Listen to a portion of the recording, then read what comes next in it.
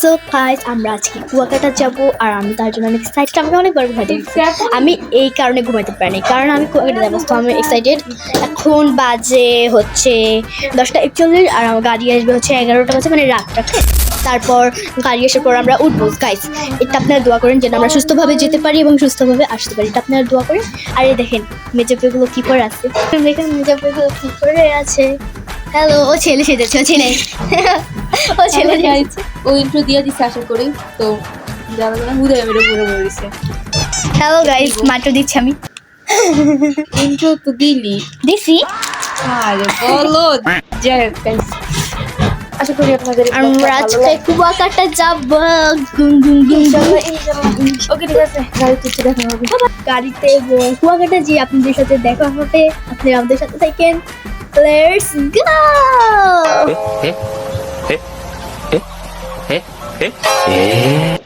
Guys. ভালোই লাগছে। আমি কুয়াকাটা যে একটা ডান্স ভিডিও মানে ডান্স ভিডিওটা করবো, তো এটার জন্য আমি এক্সাইটেড। আর আপনারা কিন্তু দেখবেন লাইভ, কমেন্ট এন্ড সাবস্ক্রাইব করবেন, এই ভিডিওটা কিন্তু করবেন।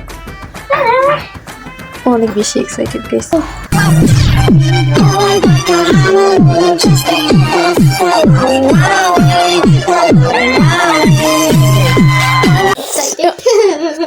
দিন দিন ওর ডান্স গুলো কেমন জানি হয়ে যেতেছে, বুঝি না। তো গাইস 11টা নাগাদ আমরা গাড়িতে উঠে গেলাম আর কক্সবাজারে দেখা হবে একেবারে।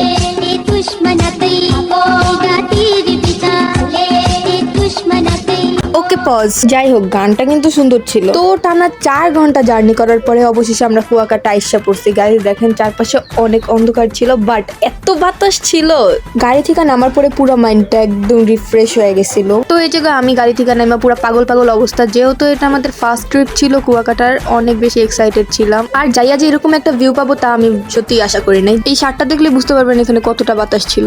এই জায়গায় আমরা ঝিনুক কালেক্ট করতেছিলাম, যে ঝিনুকগুলো অনেক সুন্দর ছিল সত্যি সত্যি, কিন্তু আমার কাছে দেওয়ার কারণে আমি তা একটাও করে আনতে পারিনি, সব ভেঙে গেছে। তো এখন আমরা সূর্যোদয় দেখার জন্য হাঁটা শুরু করছি। আমি তো ভাবছিলাম যে সূর্যোদয় দেখতে পারবো না, বাট না, দেখতে পারছি। ভাই রে ভাই, আমি সত্যি ভাবি না যে এই জায়গাটা এত সুন্দর হবে। আমার কাছে অনেক ভালো লাগছে।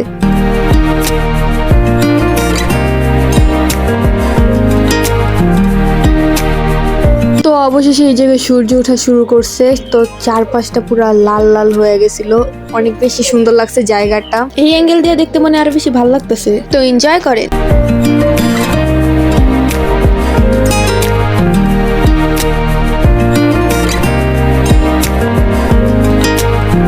তো এই জায়গা তেমন কিছু না, আমি হ্যামকের উপরে বসে একটু ঢং করতেছিলাম, শুধু ঢংই না কয়েকটা ছবিও তুলছি। এই জায়গার ভিউটা ভাই সেই, এইরকম জায়গায় আমি আবার যাইতে যাব ভাই, সেই ছিল। তো এখন পালা আমাদের সকালের নাস্তা করতে যাওয়ার। তো এখন আমরা যাবো সকালের নাস্তা করতে। সকালের নাস্তার পরে আবার আপনাদের সাথে দেখা হবে।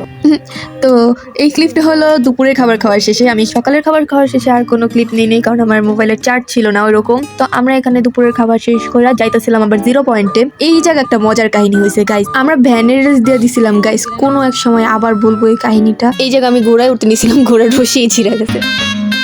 তো এই জায়গায় আমি ঘোড়াকে একটু আদর করলাম, কোনো মতে ঘোড়ার উপরে উঠছি। আর এখন পারলাম আমার ঘোড়াকে নিয়ে একটা দৌড় দেওয়ার। জাস্ট মজা করলাম। আমি এমনি আস্তে আস্তে করে নিয়ে যেতে বলছিলাম, কারণ আমার ফার্স্টে বুঝতে অনেকটা সমস্যা হতেছিল। ভাবছিলাম যে এখনই মনে পড়ে যাবো। ঘোড়াটা আসলে অনেক ছোট ছিল, কোনো মতে যেতেছিলাম, কিন্তু মজা ছিল সত্যি সত্যি। ঘোড়া দিয়ে যাওয়ার সময় থেকে আসার সময়টা বেশি মজা হয়েছে, কারণ আসার সময় লাস্টে আমার নিয়ে একটা দৌড় দিছিল ঘোড়াটা ভাই।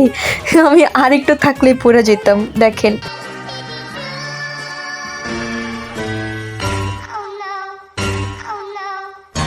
এই জায়গায় আমরা একটা চিল মারতেছিলাম, লাইক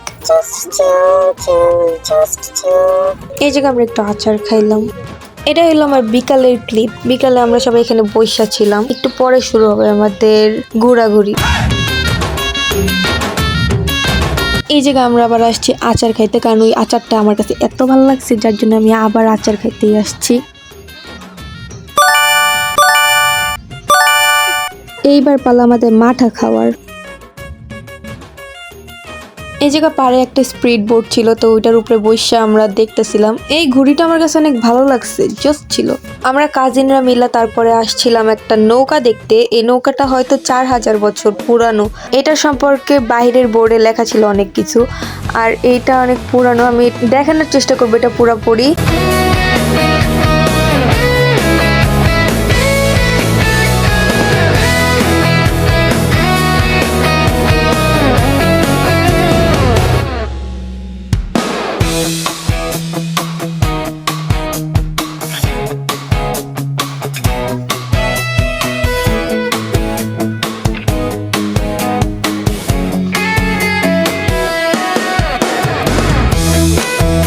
পরে এখন আমরা আবার বসেছিলাম আমরা বেঞ্চে। তো এখন আমাদের কথা ছিল সূর্যাস্ত দেখতে যাওয়ার, বাট আমাদের আবার হাঁটতে ইচ্ছা করতেছে না, তার জন্য আমরা আর যাইনি। এই জায়গায় মাইশা একটা চরকি কিনছিল, তো এটা নিয়ে একটু ডং করতেছিলাম। দেখেন কত বাতাস, আমার লড়ানোও লাগে নাই, এটা ঘুরতেছে। তো অবশেষে এখন সি ফুড খাওয়ার টাইম আইসাই পড়লো গাইজ। এখন আমরা সত্যি যাইতেছি সি ফুড খাইতে। আমাদের প্ল্যান ছিল আমরা কাঁকড়া খাবো, অক্টোপাস খাবো আর যা ইচ্ছা করে, কিন্তু আমাদের কাঁকড়া আর অক্টোপাস খাওয়ার পরে আর কিছু খাইতে ইচ্ছা করে নাই। সত্যি কথা বলতে গেলে আমার এই ট্রিপটা সব সময়ের জন্য ফেভারিট হয়ে থাকবে, আর এই ট্রিপটা আমার কাছে একদম স্পেশাল একটা ট্রিপ হয়ে থাকবে।